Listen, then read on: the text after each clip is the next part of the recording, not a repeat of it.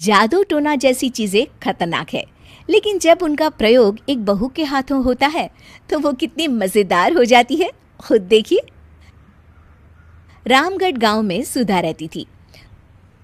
सुधा की सास उससे बड़ा काम कराती, तो पति ऐसा जो ना कभी घुमाने ले जाता और ना ही कभी कोई तोहफा लाता। बेचारी इस बात से हमेशा दुखी रहती, लेकिन एक दिन उसकी जिंदगी बदल जाती है। अरे सुधा, सारा दिन न जाने क्या क्या सपने देखती रहती है। जाकर कुछ बढ़िया सा खाना बना कर ले आ।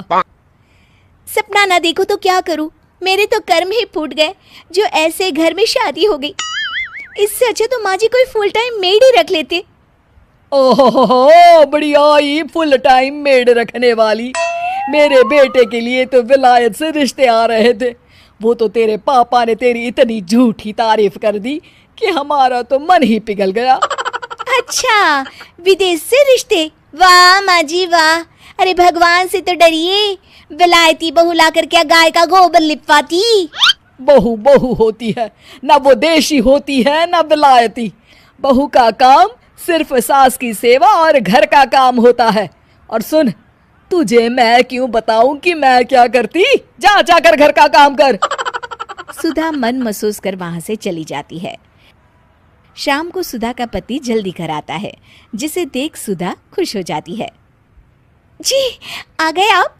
जरूर मुझे कहीं घुमाने ले जाने का प्लान होगा आपका। सब समझती हूँ मैं। अरे नहीं भाग्यवान, घूमना क्या है, बस आज जल्दी बस मिल गई तो घर जल्दी पहुंच गया। अच्छा सुनो, जरा आज शाम की चाय के साथ पकोड़े भी तल लेना, बड़ा मन कर रहा है। सुधा पति की बात सुनकर पैर पटकती हुई किचन में चली जाती है। वो काम करते करते खिड़की के बाहर देखती है कि तभी उसे एक चमकीली सी कॉपी दिखाई देती है। वो खिड़की से उस कॉपी को उठा लेती है और उसे खोल कर देखती है तो उसमें सुनहरे अक्षरों में लिखा होता है, जादुई किताब, इस पर जो लिखो वो सच होता है। सुधा उस किताब को देखकर खुश हो जाती है और जल्दी से पास रखी पेंसिल उठाकर उसमें लिख देती है, मेरी सास सारा काम कर दे। तभी उसकी सास किचन में आ जाती है और कहती है, अरे बहू, सारा सारा दिन लगी रहती है काम में, अब जा जाकर आराम कर ले। मैं तेरे लिए चाय और गर्मा गर्म पकोड़े लेकर आती हूँ।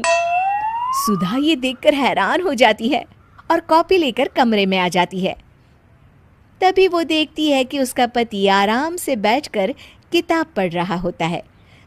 सुधा झट से कॉपी निकालकर उसमें लिखती है, मेरा पति मुझे घुमाने ले जाए। बस फिर क्या था, सुधा का पति किताब बगल में रख देता है और उससे कहता है, बहुत दिन हो गए हम कहीं घूमने नहीं गए ना, चलो कल मैं ऑफिस से छुट्टी ले लेता हूँ। सुधा ये सुनकर खुश हो जाती है कि तभी उसकी सास हाथ में चाय और पकोड़े लेकर खड़ी हो जाती है। चलो बहू, कुछ खा लो। अरे किस्मत वाले हैं हम जो हमें तू मिली, वरना मेरे बेटे की शादी कहीं तय ही नहीं हो रही थी। कोई लड़की इस घर में शादी नहीं करना चाहती थी। ले बहू, खा ले। अब तो सुधा की बल्ले बल्ले हो गई थी। सुधा की सास और पति बस उसके इशारों पर घूमते। एक दिन सुधा को सास का हार पसंद आ जाता है। वो सास से कहती है, माँ जी कितना खूबसूरत हार है, क्या ये हार आप मुझे दे देंगी? ओए होए, बढ़िया ही, मुझे दे देगी? अरे तेरी माँ ने दिया है ना मुझे, जो मैं तुझे दे दूं? मैं अपने एक भी गहने तुझे कभी नहीं दूंगी। तभी सुधा अपने कमरे में जाती है और कॉपी में लिख देती है, सास के सारे गहने मेरे हो जाए। अब क्या था, थोड़ी ही देर में सास एक संदूक लेकर उसके कमरे में आ जाती है। बहू ये ले। ये क्या है माँ जी? बेटा ये मेरे गहने हैं, अब मुझ बुढ़िया पर तो ये अच्छे नहीं लगते। तेरी तो उम्र है पहनने उड़ने की, ये ले गहने तू ही रख ले। तभी सुधा की नजर उस हार पर पड़ती है जो सासू माँ ने पहना है। और माँ जी ये हार जो आपके गले पर है? सास हार उतारते हुए कहती है, हाँ हाँ बहू ये भी ले ले। फिर कान के टापस उतारते हुए कहती है, ये ले बेटा, तू ये भी ले ले। फिर एक एक कर वो अपने सारे पहने हुए गहने उतारने लगती है। ये भी ले ले बहू, ये भी ले ले। सुधा तो खुशी के मारे बौखला जाती है। हाँ हाँ, लाइए लाइए, लाइए लाइए। तभी सुधा का पति उसके पीछे आकर खड़ा हो जाता है और जोर से चिल्लाता है, अरे सुधा, क्या हुआ? क्या लाइए लाइए कर रही हो? अरे जरा कढ़ाई में तो देख लो, सारे के सारे पकोड़े जल गए। तभी सुधा की सास भी उसके सामने आ जाती है। इस लड़की से तो एक काम ठीक से नहीं होता, दिन भर सपने ही देखती रहती है। तभी सुधा को होश आता है। वो खिड़की के बाहर देखती है जहां उसे कुछ दिखाई नहीं देता।